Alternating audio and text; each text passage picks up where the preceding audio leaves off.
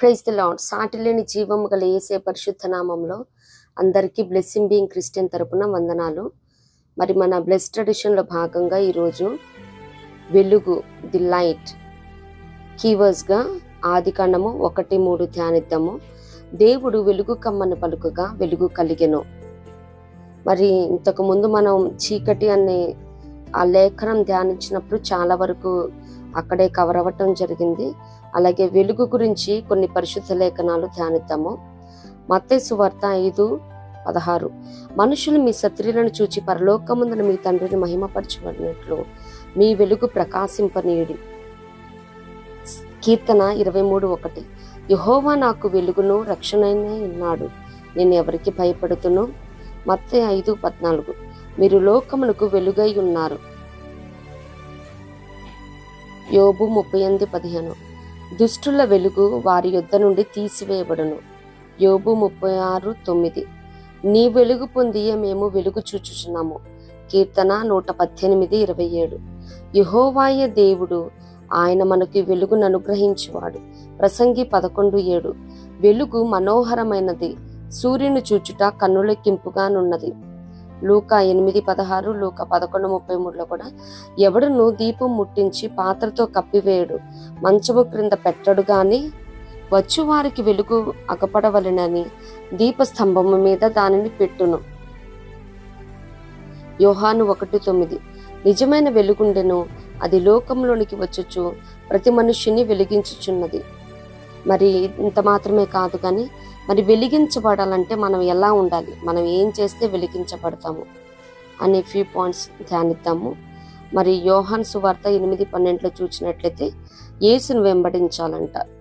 మొట్టమొదటిగా యేసును వెంబడించాలి. Follow Jesus. నేను లోకమునకు వెలుగును, నన్ను వెంబడించువాడు చీకటిలో నడువక జీవపు వెలుగు కలిగి ఉండునని వారితో చెప్పెను. మరి యేసుని వెంబడించే వాళ్ళు ఎవరు కూడా చీకటి అంటే చెప్పుకున్నాం కదా, పాపము శాపము మరి అంధకారంలో ఏమాత్రం ఉండరు. వెలుగు అంటే ఏంటంటే యాక్చువల్లీ వెలుగు అన్న మాటకి రక్షణ, ఆశీర్వాదంకి, శాంతి, సమాధానము, పరిశుద్ధతకి, మంచితనానికి, తెలివి, జ్ఞానము, కృప, నిరీక్షణ, దేవుని ప్రత్యక్షత, ఈ రీతిగా వెలుగునేది సాదృశ్యంగా పరిశుద్ధ లేఖనాలలో చూడగలము. మరి అట్లాంటి వెలుగైన యేసుని వెంబడిస్తే మనం ఏ మాత్రము చీకటిలో ఉండం కానీ వెలుగు, జీవపు వెలుగు కలిగి ఉంటామంట. మరి యేసుని వెంబడించినప్పుడు అనేకులు శిష్యులు మరి ఆయన వెంబడించారు. వారికి వారు ఉపేక్షించుకొని సిలువనెత్తుకొని వెంబడించమని కూడా యేసు చెప్తా ఉన్నారు. అలాగే మరి మార్కు 10లో పేతురు గారు అంటా ఉన్నారు, అయ్యా నీ కోసం మేము సమస్తాన్ని విడిచిపెట్టి మిమ్మల్ని వెంబడిస్తున్నామంటే అప్పుడు యేసే అంటారు, మీరు విడిచిపెట్టిన దానికి 100 పాళ్ళు పొందుకుంటారు, ఎట్ ద సేమ్ టైం నిత్య జీవాన్ని కూడా పొందుకుంటారని చెప్తా ఉన్నారు. అలాగే మరి కీర్తన 119:105 వాక్య ధ్యానము. నీ వాక్యము నా పాదములకు దీపము, నా త్రోవకు వెలుగునై ఉన్నది. అలాగే 119:130 నీ వాక్యములు వెల్లడి అగుడి తోడని వెలుగు కలుగును, అవి తెలివిలేని వారికి తెలివి కలుగును. మరి వాక్యాన్ని చాలా మంది డినై చేస్తూ ఉంటారు, లేఖనాల్ని ధ్యానించరు. ప్రార్థనకి ఇస్తున్నంత ఇంపార్టెన్సు మరి ప్రార్థన అంటే తెలుసు కదా, దేవునితో మనం అడగటం, మాట్లాడటం, మన అవసరతలు అక్కరతలు చెప్పుకోవటం, దీనికి ఇష్టపడతా ఉంటారు. కానీ దేవుణ్ణి అస్తమానం అడగటం, పొందుకోవటమే చేస్తూ ఉంటారు. కానీ మరి దేవుడు మనతో ఏమి మాట్లాడుతున్నాడు, మరి పరిశుద్ధ లేఖనాల ద్వారా, ఆ స్క్రిప్చర్స్ ద్వారా దేవుడు మాట్లాడుతూ ఉంటారు కదా, అది వినాలనుకోరు. అంటే ఓన్లీ వన్ వే కమ్యూనికేషన్ అన్నమాట.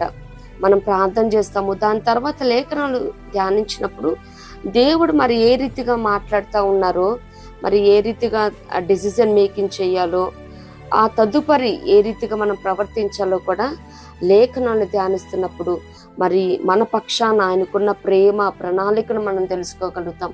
అని ఎంతలా మనల్ని ప్రేమిస్తున్నాడో కూడా మనం లేఖనాన్ని ధ్యానించినప్పుడు మరి తెలుసుకోగలుగుతాం అనమాట. అంత మాత్రమే కాదు, మరి వాక్యాన్ని ధ్యానించినప్పుడు మరి కీర్తన 1లో ఉంటుంది కదా, మరి సఫలమవుతుంది. నీటి కాలువని యోరను నాటబడిన వాడే అతడు చేయనిదంతా సఫలమవుతుంది. మరి వాక్యాన్ని ధ్యానించేవారు నీరు సమృద్ధికి వాక్యాన్ని కూడా సాదృశ్యం. అది ఇహపరలో రెండు వైపులా కూడా దీవెన కలిగించేది అనమాట. మరి ఏ మాత్రం కూడా మనం వాక్య ధ్యానాన్ని మరి డినై చేయకూడదు, నిర్లక్ష్యం చేయకూడదు అనమాట. అంత మాత్రమే కాదు కానీ అవి తెలివి లేని వారికి తెలివి కలిగించడం. మరి నేటి దినాలలో పిల్లల్ని పెంచడం ఏంటి, మరి సంఘాలను నడిపించడం ఏంటి, సువార్త ప్రకటన ఏంటి, ఏ పరిస్థితులు అయినప్పటికీ తెలివి, వివేకం, వివేచన, ఆలోచన చాలా అవసరమై ఉన్నది. మరి ఇంత ముందు రోజుల్లా లేవు. మరి ఏది చేస్తున్నా కానీ ప్రతిదీ ఏదో ఒకట కంప్లైంట్స్ అవుతా ఉన్నాయి, కేసులు అవుతా ఉన్నాయి. మరి తెలివి కలిగి మనం సువార్తను ప్రకటన చేసినప్పుడు లేఖనాలు ఉన్నాయి కదా, పాము వలె వివేకముగాను పావురం వలె నిష్కపటంగాను ఉండమని. మరి ఏ పని చేస్తున్నా కానీ తెలివి అవసరమై ఉన్నది. మరి అది వాక్యం ధ్యానిస్తున్నప్పుడు దేవుడు అనుగ్రహించే దేవుడు. యెహోవా యందు భయభక్తులు కలిగి ఉండటమే తెలివికి, జ్ఞానానికి మూలమని కూడా లేఖనాలు సెలవిస్తున్నాయి. అలాగే థర్డ్ వన్ చూసినట్లయితే ఆయనను మాత్రమే ఆరాధించాలి, సేవించాలి. మరి యెషయా 42:16-17 మనం చూడగలుగుతాము. మొదటిగా 17 చూద్దాము. చెక్కని విగ్రహములను ఆశ్రయించి పోత విగ్రహములను చూచి మీరే మాకు దేవతలను చెప్పుచు వెనుకకు తొలగి కేవలం సిగ్గుపరచుచున్నారు. మరి ఎవరైతే దేవుని కాకుండా వారు చేతులతో చేసుకున్న విగ్రహాన్ని ఆరాధిస్తారో వారు సిగ్గుపాలవుతారంట. మరి ఆయన్ని ఆశ్రయిస్తూ, ఆయన్ని ఆరాధిస్తూ, ఆయనని మరి సేవిస్తున్న వారికి ఏ రీతిగా ఉంటుందంటే యెషయా 42:16 వారెరుగని మార్గంన గుడ్డివాన్ని తీసుకుని వచ్చేదరు, మీరెరుగని త్రోవలలో వారిని నడిపింతురు, వారెరుగని త్రోవలలో వారిని నడిపింతురు, వారి ఎదుట చీకటిని వెలుగుగాను వంకర త్రోవలను చక్కగాను నేను వారిని విడువక ఈ కార్యములు చేయుదురు. మరి దేవుడు వాగ్దానం చేస్తా ఉన్నాడు. ఆయన్ని మాత్రమే మనం ఆరాధిస్తున్నప్పుడు, ఆశ్రయించినప్పుడు, మరి మనం వెళ్తున్న మార్గం మనకి తెలియకపోయినప్పటికీ ఆయనకి తెలుసు ఆయన ఏ రీతిగా నడిపించాలో. మరి మనం కూడా చిన్న బిడ్డలు నడిపించేటప్పుడు మరి ముండ్లున్న వైపు, రాళ్ళున్న వైపు నడిపించాం కదా. మరి మనమే మన బిడ్డలను ఆ రీతిగా చూస్తుంటే పరమ తండ్రి ఆయన నడిపించే మార్గం ఎప్పుడు ద బెస్ట్ అండ్ శ్రేష్టమైన మార్గాన్ని మనం నడిపించే దేవుడై ఉన్నాడు. మనం ఎరగకపోయినప్పటికీ మరి చీకటిలో కూడా వెలుగుగా, వంకర మార్గాలను మరి ఏవేవైతే మనకి అడ్డులుగా, ఆటంకాలుగా ఉంటూ ఉన్నాయో ఇప్పటి వరకు, మరి కుటుంబ విషయంలోనేమి, బిడ్డల విషయంలోనేమి, మరి పరిచర్యలో, ఉద్యోగాలలో ఏమి, ప్రతిదీ కూడా ఇది స్ట్రైట్ అవ్వదు, ఇంకా ఇది సరళము చేయబడదు, ఈ మార్గం ఇట్లానే ఉంది అనుకున్న వేళల్లో మరి నేను నీకు ముందుగా వెళ్ళొచ్చు, మెట్టగా ఉన్న వాటిని సరళము చేసేదని వాగ్దానం చేసిన దేవుడు మరి చీకటిలో వెలుగును అనుగ్రహించే దేవుడు అన్నాడు. ఎప్పుడు ఆయన్ని మనం ఆరాధించినప్పుడు, ఆశ్రయించినప్పుడు. మరి మనం చూస్తాం కదా నిర్గమాకాండం 10:23 మరి ఇశ్రాయేలీయులు అయితే దేవుణ్ణి ఆశ్రయించి ఉన్నారు. 10 తెగుళ్లలో ఒక తెగులు చిమ్మ చీకటి, ఎలా అంటే అంధకారం. ఐగుప్తులు అసలు వారున్న ప్లేస్ నుంచి కూడా వారు లేవలేకపోయారంట. మరి అలాంటిది లేఖనాలు ఇజ్రాయేలులకందరికీ వారి నివాసములలో వెలుగుండెను అని నిర్గమాకాండము 10:23 చూస్తా ఉన్నాము. మరి లోకమంతయు మరి పాపంతో, శాపంతో, చీకటితో, అల్లరితో, విగ్రహారాధన, వ్యభిచారంతో, మరి చెడ్డ కార్యాలతో, అసహ్యమైన వాటిలతో నిండిపోయి ఉన్నప్పటికీ మరి దేవుడు మరి వెలుగు అంటే చెప్పుకున్నాం కదా, శాంతికి, సమాధానానికి, సమృద్ధికి, ఆశీర్వాదానికి, మరి రక్షణకి, నిరీక్షణకి, తెలివికి, జ్ఞానానికి, కృపకి, దేవుని ప్రత్యక్షతకి సాదృశ్యమై ఉన్నది. మరి ఇటువంటి అన్నిటి కృపలచ్చే దేవుడు, నిండారులుగా దీవించే దేవుడే అన్నాడు ఆయన్ని ఆరాధించినప్పుడు. మరి 4th వన్ చూసినట్లయితే లేవికాండము 24:2 అభిషేకం కలిగి ఉండాలంట. చూద్దాము. ఇది దైవజనుడైన మోషే గారికి యెహోవా దేవుడు చెప్తా ఉన్నారు. దీపము నిత్యము వెలుగుచుండునట్లు ప్రదీపము కొరకు దంచి తీసిన అచ్చమైన ఒలీవ నూనెను తేవలనని ఇజ్రాయేలులకు ఆజ్ఞాపించుము. మరి అనేకమైన ఆయిల్స్ ఉన్నాయి. మరి కానీ ఆలివ్ ఆయిల్ ఏంటంటే చాలా యూనిక్. అది మిగతా ఆయిల్స్ లా కాదు. This is the one and only. ఇది ఆయిల్ ఏంటంటే హెడ్ టు టో, మనం తల నుంచి కాలి వరకు ఉపయోగించగలిగిన ఆయిల్ ఒలివ నూనె అనమాట. ఇది ఎడిబుల్ కుకింగ్ ఆయిల్గా కూడా యూజ్ చేసుకోవచ్చు, అలాగే తలకు అప్లై చేయొచ్చు, అనేకమైనవి ఉన్నాయి. కానీ అభిషేకానికి మాత్రమే ఇది యూజ్ చేస్తారనమాట. అభిషేకం కలిగి ఉండాలని దేవుడే చాలా స్పెసిఫిక్గా చెప్తున్నారు.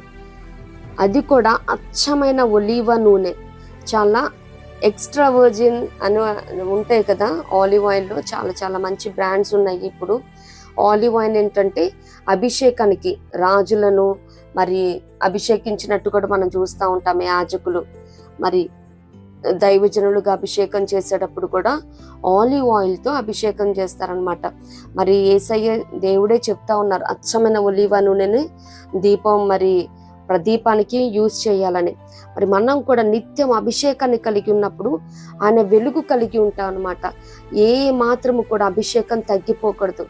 దేవుడు ఒకసారి అభిషేకం ఇస్తే ఆయన వెనక్కి తీసుకునేవాడు కాదండి, వరాలను కానీ అభిషేకాన్ని కానీ మనం ఎప్పుడైతే అవిధేయత కలిగి మరి చీకటి కార్యాలను చేస్తూ మరి వెలుగు నుంచి దారి తొలగి మరి ఉన్న సక్రమైన మార్గాన్ని విడిచి దుర్మార్గులంగా తయారవుతూ ఉంటాము, అప్పుడు ఆయన తీసేసుకోడు. కానీ దాన్ని ఆపరేట్ చేసే నాలెడ్జ్ని, స్కిల్స్ని మనమే కోల్పోతాం, అది అభిషేకాన్ని కలిగి ఉన్నప్పుడు. అందుకే చాలామంది ఒకప్పుడు చాలా బాగా యూజ్ చేసుకున్నారు దేవుడు, మరి ఇప్పుడేంటి వీరి పరిస్థితి? మరికొంతమంది ఉంటారు, వీరు ఇంత మంచి వాళ్ళు కాకపోయినా వీళ్ళు ఎలాగో ఇన్ని కార్యాలు చేయగలుగుతున్నారంటే మరి అదే దేవుడు అభిషేకాన్ని తీసుకోడు, కానీ దాన్ని ఆపరేట్ చేసే విధానంలో మరి హెచ్చు స్థాయిలు ఉంటాయి అన్నమాట. ఆ లెవెల్స్ అన్నవి తగ్గుతూ ఉంటాయి. దేవుడికి మనం దూరం అవుతున్న కొలది మరి శాంసన్ గారిని కూడా చూస్తాం కదా, అభిషేకం కలిగిన మరి నాజీరు చేయబడిన వారు, మరి బిడ్డ కడుపున పడక ముందే తల్లిదండ్రులకి ఏ రీతిగా పెంచాలో మరి అన్ని ఇన్స్ట్రక్షన్స్ని, గైడెన్స్ని ఇచ్చి పెంచుకున్న బిడ్డ మరి అయినప్పటికీ తన మరణ దశలో కూడా దేవుని వేడుకున్నప్పుడు మరి దేవుడు కనికరించాడు కదా. ఆ రీతిగా నిత్యము కూడా మరి వెలుగు కలిగి ఉండాలంటే అభిషేకాన్ని కలిగి ఉండాలన్నమాట. 5th వన్ చూచినట్లయితే దేవుని కొరకు ఎదురు చూడాలి, దేవుని కొరకు కనిపెట్టాలి. మరి ఇది చూచినట్లయితే మీకాలో మనం చూస్తాం కదా, మీకా 7వ అధ్యాయము 7-8 చూచినట్లయితే మరి దానిపైన 6లో చూస్తాము, ఎవరి ఇంటి వారు వారికే విరోధులగుదురని 6లో చూస్తామన్నమాట. మరి నేటి ప్రస్తుత పరిస్థితులు కూడా చాలా దగ్గరగా ఉంటుంది అనమాట. ఇది అయినను యెహోవా కొరకు నేను ఎదురు చూచెదను. ఎప్పుడు? ఎవరి ఇంటి వారు వారికి విరోధులు అయినప్పటికీ మరి పైన ఉంటది అనమాట.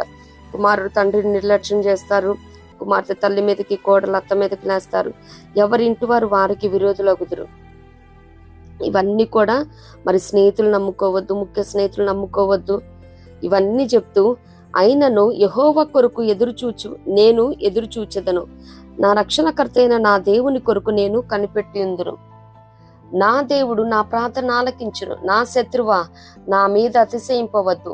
నేను క్రింద పడినను తిరిగి లేతును, నేను అంధకారమందు కూర్చున్నాను, యెహోవా నాకు వెలుగుగా నుండును. దేవునికి స్తోత్రం. మరి నేటి పరిస్థితుల్లో కూడా మనం చూస్తా ఉన్నాం కదా, మనం ఎన్నో హోప్స్ పెట్టుకున్నాం, ఎన్నో ఎక్స్పెక్టేషన్స్ పెట్టుకున్నాము, కానీ చివరికి మరి ఆయన చిత్తమే జరిగింది. మరి ఏ విషయంలో కూడా మనం కృంగిపోవలదు. మరి యెహోవా కొరకు ఎదురు చూస్తాను, మరి ఆయన కొరకు కనిపెట్టుకుని ఉంటానని భక్తుడు ఇక్కడ ఏ రీతిగా చెప్తా ఉన్నాడో మనం కూడా నిరీక్షణ ఏ మాత్రం వదిలిపెట్టుకోవద్దు. మరి మనం చేస్తున్న ప్రార్థనలు దేవుడు మరి ఆలకించి మరి ఇప్పుడు ఎవరైతే అంధకారంలోకి అజ్ఞాతంలోకి వెళ్ళిపోయి ఉన్నారో వారిని మరలా దేవుడు లేపే దేవుడై ఉన్నాడు. ఏ పరిస్థితుల్లో విడిచిపెట్టే దేవుడు కాదండి. మరి ఆయన నమ్మదగిన దేవుడు, మాట ఇచ్చిన వాడు, నమ్మదగిన వాడు. ఆయన మరిచే దేవుడు కాదు, విడిచే దేవుడు కాదు. మరి కొన్ని పరిస్థితులను బట్టి మరి అభిషేకాన్ని దేవుడు ఇచ్చే ఏ రీతిగా అయితే తీసుకోడో మరి ఆయన కొరకు ఎదురు చూచేవాడిని కూడా ఆయన విడిచిపెట్టే దేవుడు కాదు. మరి బిడ్డలు కూడా తల్లిదండ్రుల నుంచి ఎక్స్పెక్ట్ చేస్తూ ఉంటారు, మా పేరెంట్స్ ఇది చేస్తారు.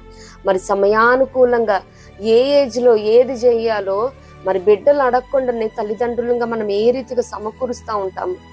దేవుడు కూడా ప్రతిదీ కూడా ఆయా సమయాలలో ప్రతిదీ కూడా అనుకూల సమయమందు నీ మొరను ఆలకించానని దేని కాలం ముందు అది చక్కగా ఉండినట్లు చేసే దేవుడై ఉన్నాడు. మరి ఇప్పుడు పరిస్థితిని బట్టి చూస్తే చాలా ఘోర విఫలమైపోయానండి. అసలు నాకు హోప్సే లేవు, ఇంకా నేను అజ్ఞాతంలోకి వెళ్ళిపోవటం, అంధకారంలో కూర్చోటమే, నేను నా మొహం ఏం చూపించుకోను. మరి ఈ రీతిగా అనుకుంటా ఉంటారు చాలా మంది ఎక్స్పెక్టేషన్స్ పెట్టుకొని. మరి సేయింగ్ ఒకటి ఉంటది కదా ఇహలోక పరంగా, more expectations hurt you more.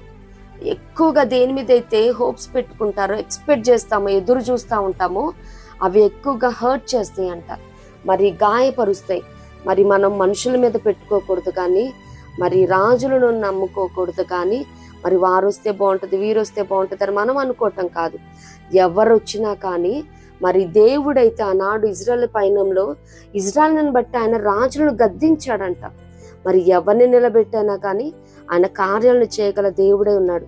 మరి పరిస్థితులను బట్టి కుటుంబంలోనేమి, మరి బిడ్డల విషయంలోనేమి, పరిచర్యల విషయంలోనేమి, ఉద్యోగ విషయంలోనేమి, బిజినెస్లో కానీ మరి కొన్ని కష్టాలు నష్టాలు, ఇంకా నేను అంధకారంలోకి వెళ్ళిపోవటమే, అజ్ఞాతంలో ఉండటమే, నేను బయటికి రాలేని ఈ పరిస్థితిలో నుంచి అని గాఢాంధకారంలో ఉన్నట్టు ఫీల్ అవుతున్నారేమో.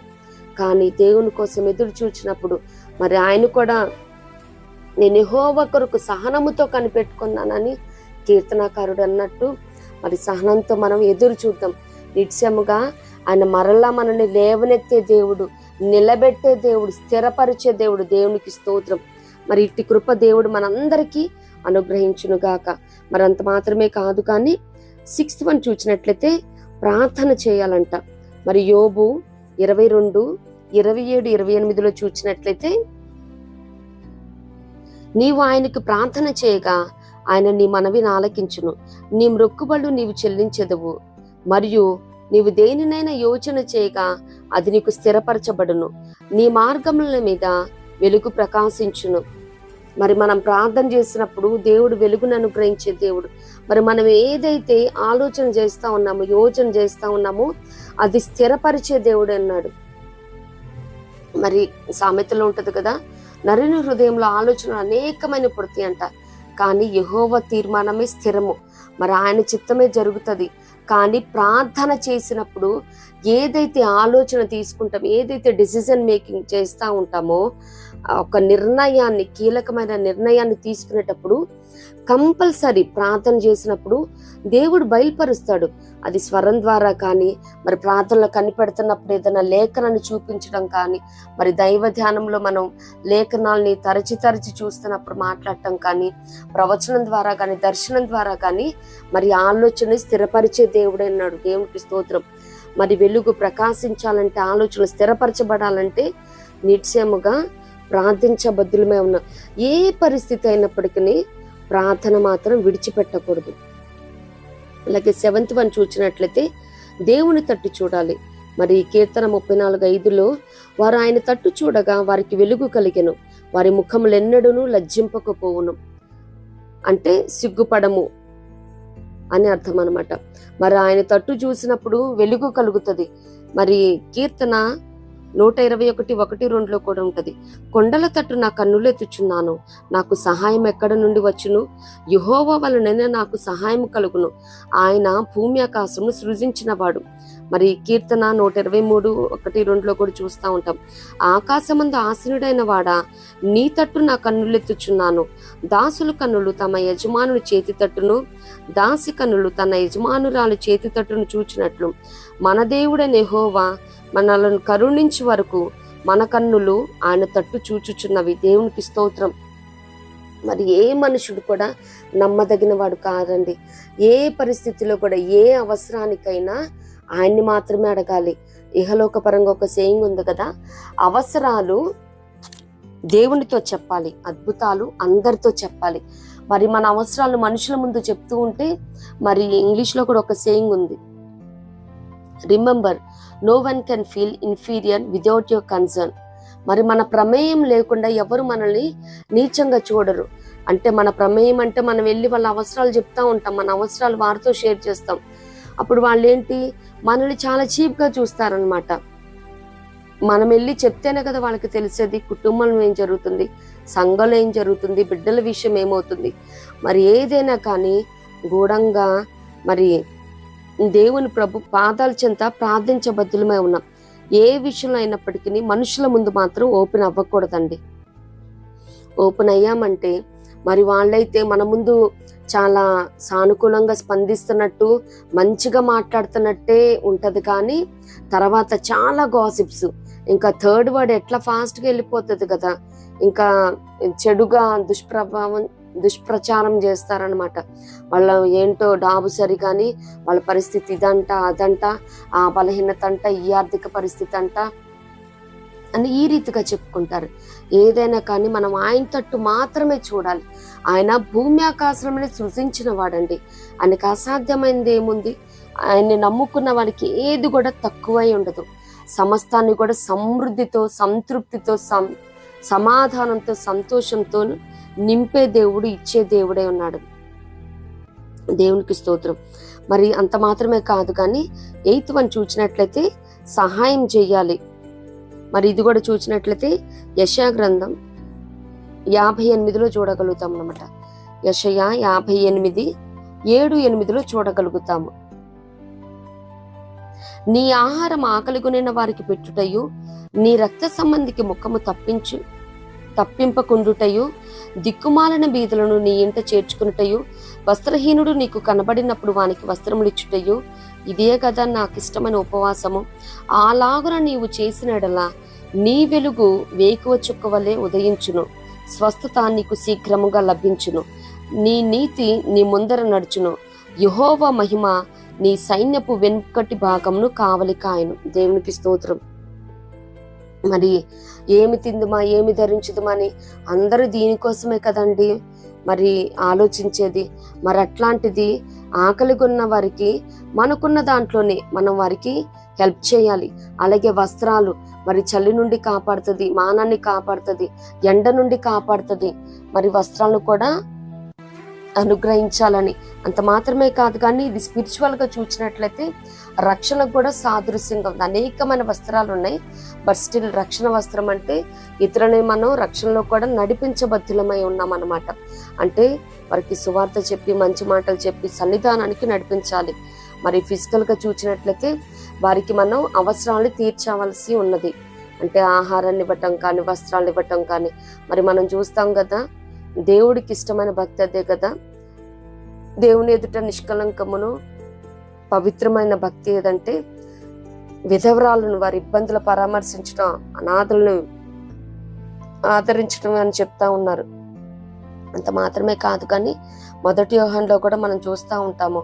మరి తన సహోదరుడు లేమి కలిగి ఉన్నప్పుడు మరి సమృద్ధి కలిగిన వాడు రెస్పాండ్ అవ్వకపోతే దేవుని ప్రేమ వాని యందు ఎలాగూ కనబడనని కూడా లేఖనాలు సెలవిస్తున్నాం. ఈ రీతిగా మరి అవసరంలో ఉన్న వారికి మనం ఆశ్రయాన్ని, ఆహారాన్ని, వస్త్రాన్ని ఇచ్చినప్పుడు ఏంటంటే ఒకటి వెలుగు కలుగుతుంది. వెలుగు అంటే చెప్పుకున్నాం కదా, మనకి ఆశీర్వాదం, ఆయన కృప, ఆయన ప్రత్యక్షతలు రావటం మాత్రమే కాదు, కానీ స్వస్థత వస్తుందంటండి.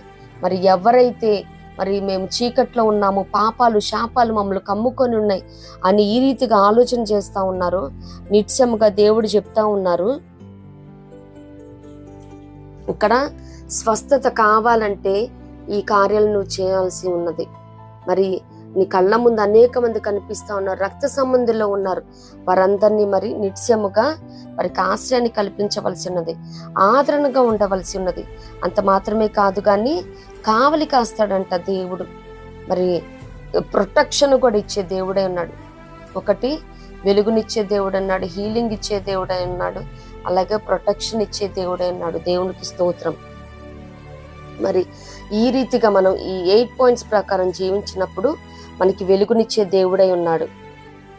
అలాగే వెలుగు కలిగితే ఏం జరుగుతుంది, ఏ కార్యాలు జరుగుతాయి మనం చూసినట్లయితే ఒకటి రక్షణ కార్యం జరుగుతుందంట. మరి అపోస్తుల కార్యములు 9:3లో చూసినట్లయితే మరి సౌలు గారి గురించి అనమాట. అతడు ప్రయాణము చేయుచు దమస్కు దగ్గరకు వచ్చినప్పుడు అకస్మాత్తుగా ఆకాశం నుండి ఒక వెలుగు అతని చుట్టూ ప్రకాశించును. మరి దాని తర్వాత మనకి సంభవాలన్నీ తెలుసు. మరి ఆ వెలుగు కలిగినప్పుడు ఏంటంటే రక్షణ కలిగింది.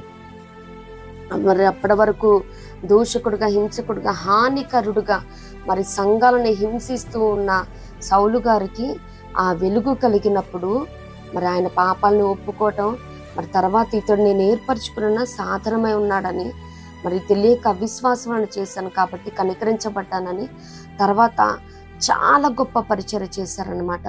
మరి యేసయ్య తర్వాత అంత మంచిగా పరిచర్య చేస్తూ యేసయ్యను పోలి నడుచుకొని మరి అందరికీ స్టేట్మెంట్ చేస్తూ ఉన్నారు, నేను క్రీస్తును పోలి నడుచుకున్న ప్రకారం మీరు నన్ను పోలి నడుచుకోమని. మరి ఎంత బోల్డ్ స్టేట్మెంట్ ఇచ్చిన ఏకైక పర్సన్ మన హోలీ బైబుల్ నుంచి పౌలు గారు అనమాట.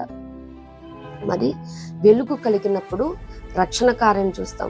మరి చీకటి అన్నది చెప్పుకున్నాం కదా ఇంతకుముందు లేఖనాలు ధ్యానించినప్పుడు, అది పాపానికి శాపానికి సాదృశ్యమై ఉన్నదనమాట.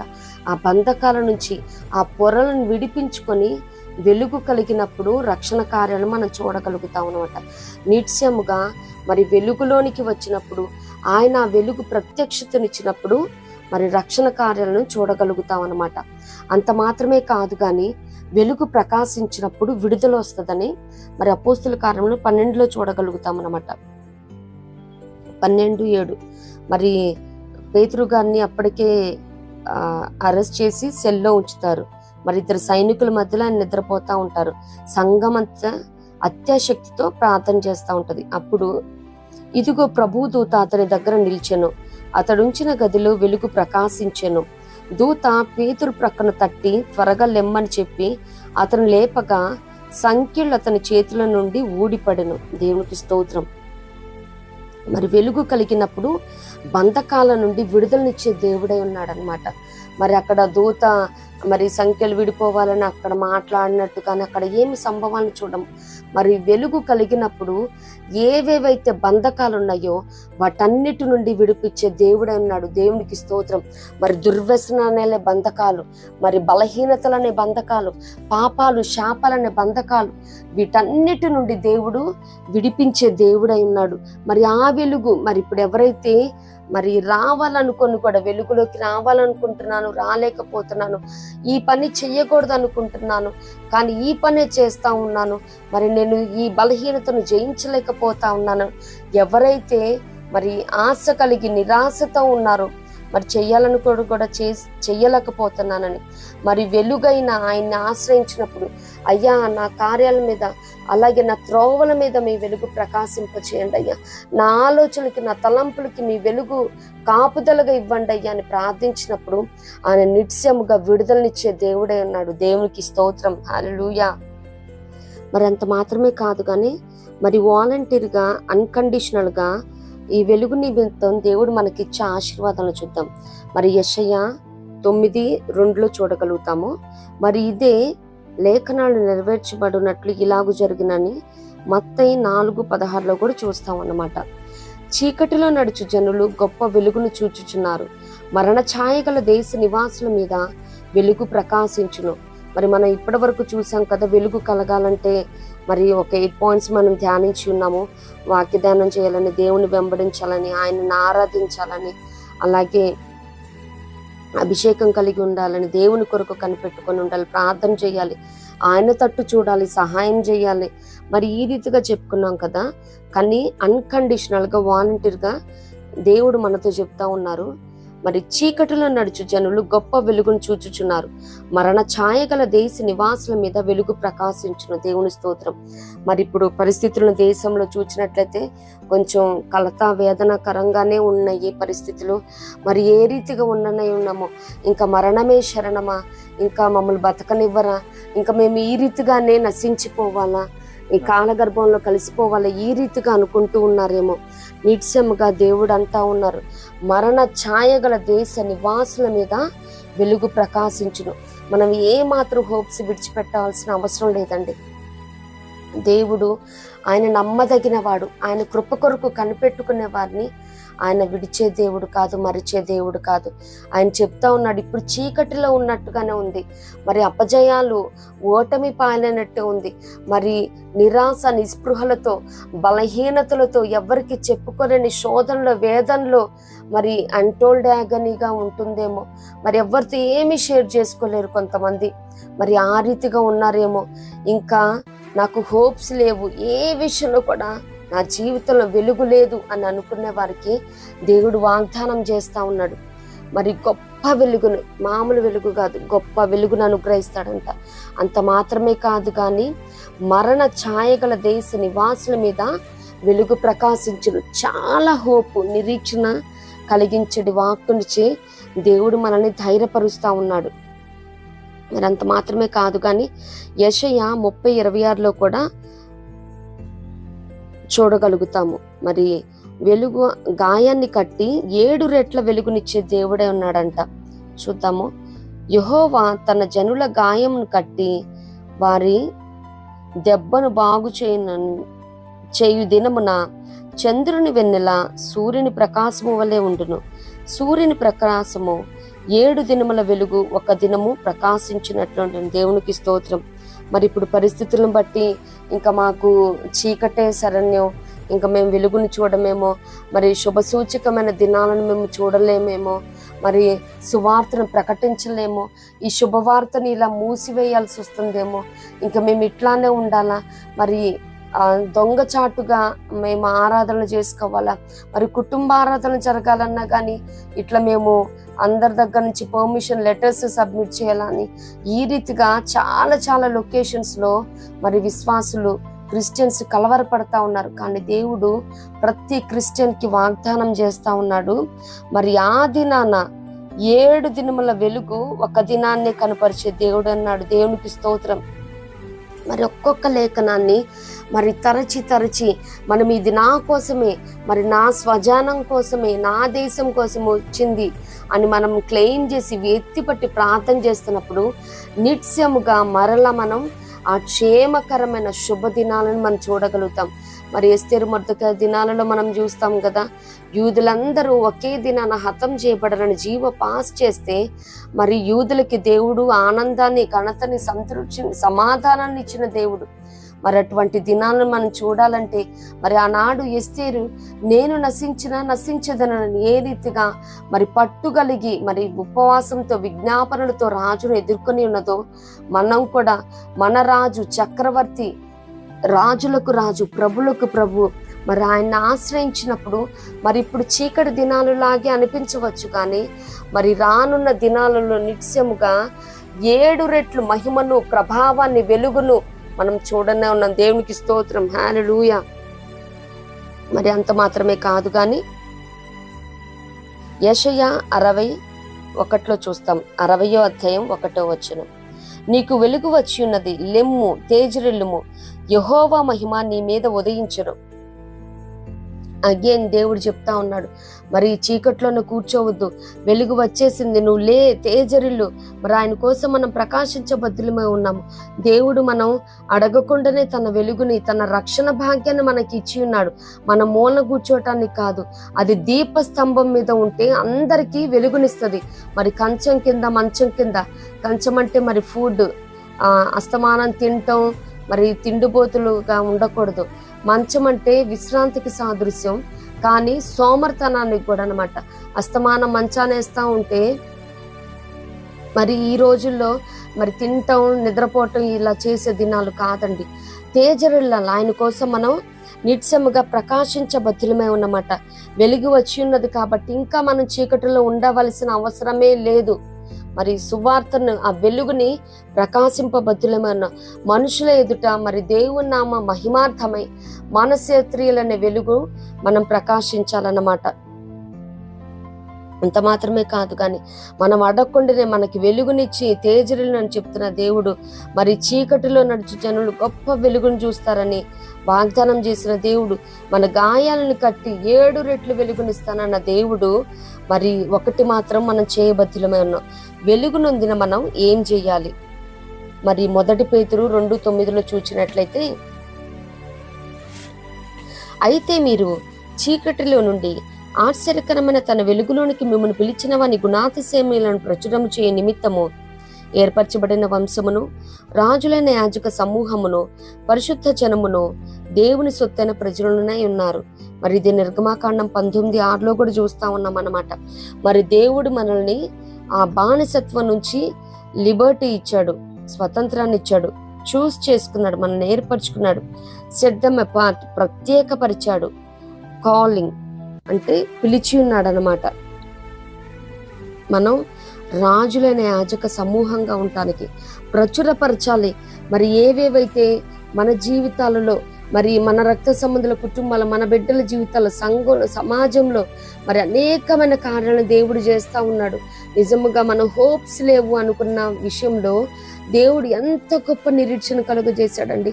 యెహోవా నన్ను కఠినంగా శిక్షించను, కానీ ఆయన నన్ను మరణానికి అప్పచెప్పలేదని, ఇంకా శక్తిహీనులకు బలాభివృద్ధి కలుగు చేయు దేవుడు నిజంగా ఈ పర్సన్కి, మరి ఈ పర్టికులర్ థింగ్కి ఇంకా అసలు బలమే లేదు, ఇంకా నానాటికి క్షీణించిపోవటమే, కాలగర్భంలో కలిసిపోవటమే అనుకున్న దాన్ని మనం ఎంత గొప్పగా చూచి ఉన్నాము. గొప్ప విజయాన్ని కాదు, కానీ అధికారం కాదు, కానీ క్వశ్చన్ చేసే అధికారాన్ని దేవుడు అనుగ్రహించున్నాడు. దేవునికి స్తోత్రం. మనం ఏ రీతిగా కూడా మన హోప్స్ని విడిచిపెట్టుకోకూడదండి. ఆయన వెలుగై ఈ లోకానికి వచ్చి ఉన్నాడు. ఆయన నిజమైన వెలుగై ఉన్నాడు, మనల్ని వెలిగించి ఉన్నాడు. లే తేజరిల్లి అని చెప్తా ఉన్నాడు. మరి ప్రచురపరచబద్ధులమై ఉన్నాము. ఆయన అడగకుండానే మన అవసరతలు తీరుస్తూ ఉన్నాడు. మరి యెహోవా జైరాగా ఏ టైంకి ఏది కావాలో ప్రొవైడ్ చేస్తూ ఉన్నాడు. యెహోవా ఈరే, యెహోవా చూచుకొను అని. మరి యెహోవా రాఫాగా మనకి స్వస్థతనిస్తూ ఉన్నాడు. మరి అది ఫిజికల్ కానీ, స్పిరిచువల్గా కానీ, సోషల్గా కానీ, అన్ని విషయాల్లో మరి స్వస్థతని, ఆరోగ్యాన్ని, ఆయుష్కాలాన్ని ఇస్తా ఉన్నాడు. యెహోవా నిస్సిగా అయిన వారి మధ్య, అన్యుల మధ్య, ఆత్మీయుల మధ్య, అనేకుల మధ్య గొప్ప ధ్వజమై నా కుటుంబాలను నిలుపుతా ఉన్నాడు. యెహోవా నా కాపరి, నాకునేమి కలుగుదు. యెహోవా రోహిగా మనల్ని నడిపిస్తా ఉన్న దేవుడు మరి ప్రచురపరచటానికి మనల్ని సపరేట్ చేసి ఉన్నాడు. స్లేవరీ నుంచి విడుదలనిచ్చి ఉన్నాడు, ప్రత్యేకపరిచాడు. మరి లే తేజరిల్లు అని చెప్తా ఉన్నాడు. మనం ప్రచురపరచబద్ధులమై ఉన్నాము. మరి ఇప్పుడున్న పరిస్థితుల్లో సువార్తను ప్రకటన చేయటం చాలా ఇబ్బంది అండి.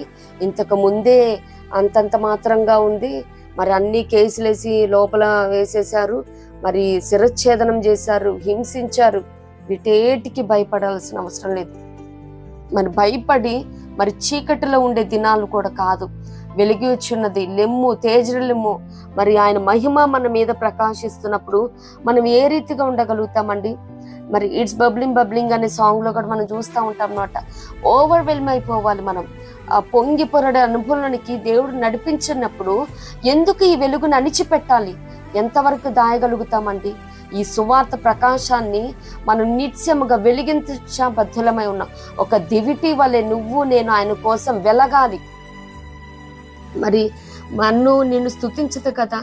ఈ ఊపిరి ఈ కట్టె నుండి వీడక ముందే ఏది చేయాలన్నా కానీ మరి రాజులైన యాజక సమూహంగా రాయల్ ప్రీస్ట్హుడ్ మనకి దేవుడు ఇచ్చి ఉన్నాడండి. మరి ఆయా పరిస్థితులను బట్టి కుటుంబాలలో కూడా పేరెంట్స్ ఏమి, బిడ్డలేమి, వాళ్ళే మరి ప్రార్థన చేయాలి. మరి రాజులాగా యాలాలి, యాజకులాగా ధూపం వేయాలి నిత్యముగా. ప్రతి గుడారము కూడా, ప్రతి కుటుంబం కూడా ఆయన మందసాన్ని, ఆయన బలిపీఠాన్ని, ఇప్పటి వరకు మరి ఏ బలిపీఠాలు అయితే పాడైపోయి ఉన్నాయో, మరి ఆనాడు ఏలియా గారు కూడా బలిపీఠాన్ని పాడైన దాన్ని బాగు చేసి మళ్ళీ సక్రమంగా పేర్చి కట్టెలను ఏ రీతిగా చేసి అగ్నిని దించి ఉన్నాడు ప్రార్థించి. ఆ రీతిగా కుటుంబాలలో ఏవేవైతే కదలటం లేదో కార్యాలు, ఏవేవైతే కూలిపోయినాయో, పడిపోయినాయో, చెడిపోయినాయో వాటిని బాగు చేయాలంటే, మరలా కట్టబడాలంటే నిత్యముగా వెలుగు కలిగిన మనము మరి మూలనే కూర్చోవటం కాదు, కానీ ఆ వెలుగును అనేకులకి మనం ప్రసాదించాలి. వారి మీద మన వెలుగు ప్రకాశించాలన్నమాట, ప్రచురపరచాలి.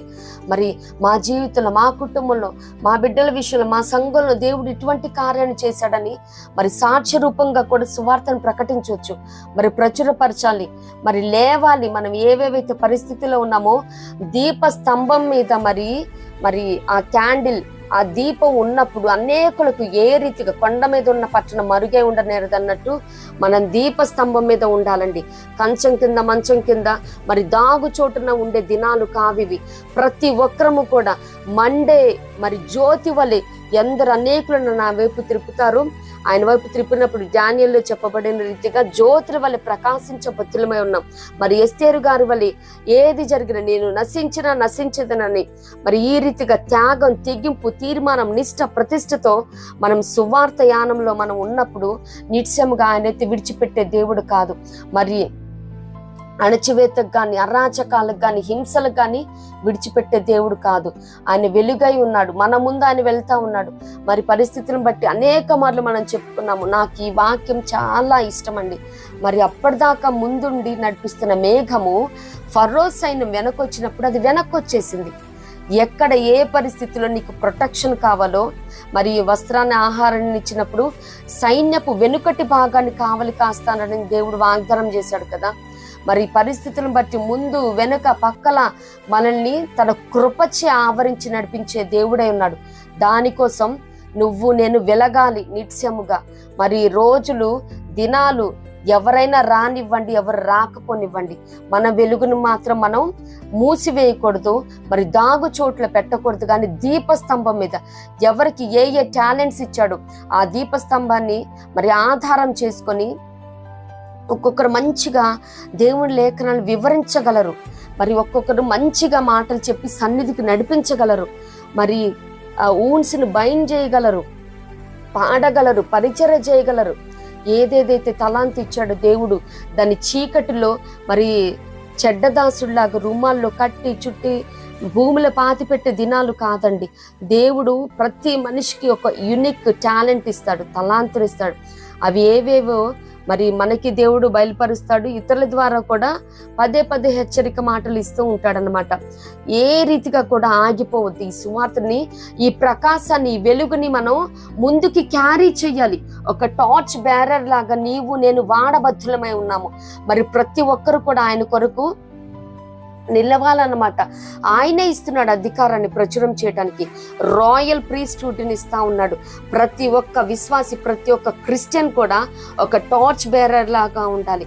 లైట్ హౌస్ ఏ రీతిగా మరి మార్గాన్ని, గమ్యాన్ని, తెన్నుల్ని, తీరుని చూపిస్తూ ఉంటుందో ఆ మాదిరి ప్రతి ఒక్క క్రిస్టియన్ కూడా లైట్ హౌస్ మాదిరి ఉండాలి. దేవునికి స్తోత్రం. మరి ఎవరికి కూడా, వ్యక్తికి కానీ, వ్యవస్థకు కానీ, ప్రభుత్వాలకు కానీ భయపడే దినాలు కాదండి. ఆ రీతిగా భయపడితే మరి చెడ్డదాసుల్లాగా దేవుడు మరి సాహుకారుల వారి యొద్ద ఉంచాల్సింది కదా. నేను వచ్చి ఇంట్రెస్ట్ కలెక్ట్ చేస్తానంటాడు దేవుడు. ఆ రీతిగా కాదు, బలా నమ్మకమైన మంచి దాసుడు అని దేవుని చేత మనం బిరుదులు, మెప్పుని పొందుకోవాలి. ప్రభు మెచ్చుకున్న వాడే ధన్యుడు. మరి ఏ ఒక్కరు కూడా భయపడి మనం వెనుకడుగు వేయకూడదండి. ఏదైతే ఇచ్చాడో దేవుడు ఆ టాలెంట్ని సాధన చేసుకొని ప్రార్థనా పూర్వకంగా స్టార్ట్ చేసినప్పుడు అనేక ఆత్మలని ఆకర్షించడానికి దేవుడు ఆ వెలుగు నీపై, నాపై ప్రకాశింపచేసే దేవుడై ఉన్నాడు. మరి మన ముందు, మన మార్గాల మీద ఆయన వెలుగుని ప్రకాశింపచేసే దేవుడు అన్నాడు. ఆయన చెయ్యి పట్టి మనల్ని నడిపించే దేవుడై ఉన్నాడు. నిజమైన వెలుగు కాబట్టి, ఆ నిజమైన వెలుగులో మనం ఉన్నాం కాబట్టి మరి అంధకారంలో, పాపాలలో, శాపాలలో అనే చీకటిలో ఉన్నవాన్ని మనం కొందరినైనా బయటకు తేవటానికి మనం ఒక ప్రదీపంగా, ఒక వెలుగుగా వెలగాల్సి ఉన్నది. ఇట్టి కృప ప్రభు మనందరికీ అనుగ్రహించును గాక. ఆమెన్. ప్రభు కృప మనందరికీ తోడై ఉండును గాక. ఆమెన్.